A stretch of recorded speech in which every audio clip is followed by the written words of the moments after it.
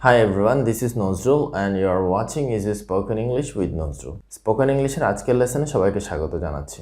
আমরা বেশ কিছুদিন ধরে স্পোকেন ইংলিশের ক্লাসগুলোতে আলোচনা করছি কাউকে তুমি কেমন আছো কথাটি ইংরেজিতে কতভাবে জিজ্ঞেস করতে পারি বা কেউ আমাদের কাছে যখন জিজ্ঞেস করছে তুমি কেমন আছো এটার রেসপন্সটা আমরা কতভাবে দিতে পারি অথবা কাউকে যখন আমরা থ্যাংক ইউ জানাই সেটি আমরা কতভাবে দিতে পারি কতটা স্মার্ট ওয়েতে দিতে পারি এই ধরনের বিভিন্ন টপিক নিয়ে আলোচনা করছি।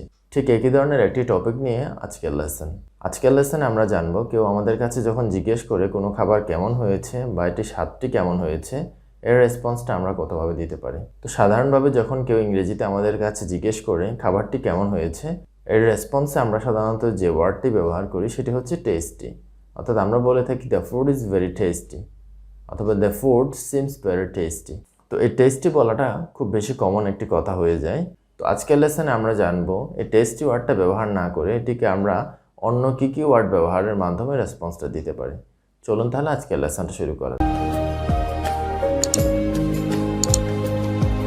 তো কেউ যখন ইংরেজিতে আমাদের কাছে জিজ্ঞেস করে খাবারটি কেমন হয়েছে এর রেসপন্সে আমরা টেস্টি না বলে আমরা বলতে পারি ডেলিশিয়াস, অর্থাৎ আমরা ডেলিশিয়াস ওয়ার্ডটি ব্যবহার করতে পারি। ফর এক্সাম্পল আমরা বলতে পারি খাবারটি খুবই চমৎকার হয়েছে, তো এটিকে আমরা বলতে পারি the food is very delicious, the food is very delicious. এছাড়াও আমরা ব্যবহার করতে পারি juicy, the food is very juicy, the food is very জুইসি।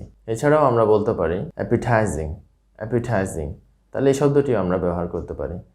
আমরা আরও বিভিন্ন ধরনের ওয়ার্ড ব্যবহার করতে পারি, যেমন আমরা অ্যাপিটাইজিং শব্দটি ব্যবহার না করে আমরা আরও ব্যবহার করতে পারি প্যালেটেবল, প্যালেটেবল, এটির অর্থ হচ্ছে সুস্বাদু, অর্থাৎ খাবারটি খুব চমৎকার হয়েছে। তো ইংরেজিতে যদি আমরা বলি the food is very palatable অথবা the food seems very palatable to me, the food seems very palatable to me, অর্থাৎ খাবারটি আমার কাছে চমৎকার লাগছে।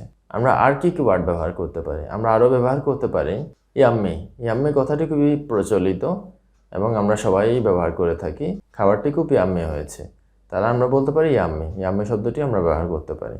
এছাড়া আমরা ব্যবহার করতে পারি এন্টাইসিং, এন্টাইসিং, এন্টাইসিং শব্দটির অর্থ খুব সুস্বাদু। ফর এক্সাম্পল আমরা কারো বাসায় গিয়েছি এবং আমাদেরকে ফ্রাইড রাইস দেওয়া হয়েছে, তো আমাদের কাছে জানতে চাওয়া হচ্ছে ফ্রাইড রাইসটা কেমন লাগছে, তাহলে আমরা একটু স্মার্টলি বলতে পারি fried rice is enticing, the fried rice is enticing, অর্থাৎ ফ্রাইড রাইসটি খুব সুস্বাদু হয়েছে।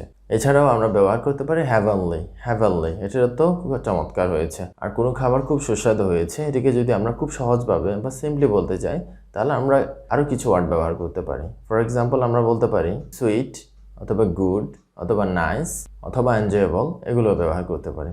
উদাহরণস্বরূপ যদি আমরা বলি the food is really good, the food is really good, অথবা the food is really nice, the food is really nice, অথবা বলা যায় the food is very sweet, the food is very sweet, অথবা বলতে পারি the food is very enjoyable, the food is very enjoyable, the food is very enjoyable. তো কোনো খাবার যদি খুব ভালো হয় বা আমাদের কাছে খুবই পছন্দনীয় হয় তাহলে আমরা টেস্টি ওয়ার্ডটি ব্যবহার না করে এই সমস্ত ওয়ার্ডগুলো ব্যবহার করতে পারি এবং খুব সুন্দরভাবে মনোভাব প্রকাশ করতে পারি। তো সংক্ষেপে আরেকবার যদি আমরা বলি টেস্টি ওয়ার্ডটির পরিবর্তে আমরা ব্যবহার করতে পারি delicious, juicy, palatable, yummy, enticing, heavenly, good, nice, enjoyable. তো এই সমস্ত ওয়ার্ডগুলো ব্যবহার করতে পারি। তো আজকের লেসনে আমরা জানতে পারলাম কেউ যখন আমাদের কাছে জিজ্ঞেস করে কোনো একটি খাবার কেমন হয়েছে তার উত্তরটা আমরা টেস্টির পরিবর্তে কতগুলো ওয়ার্ড ব্যবহারের মাধ্যমে দিতে পারি।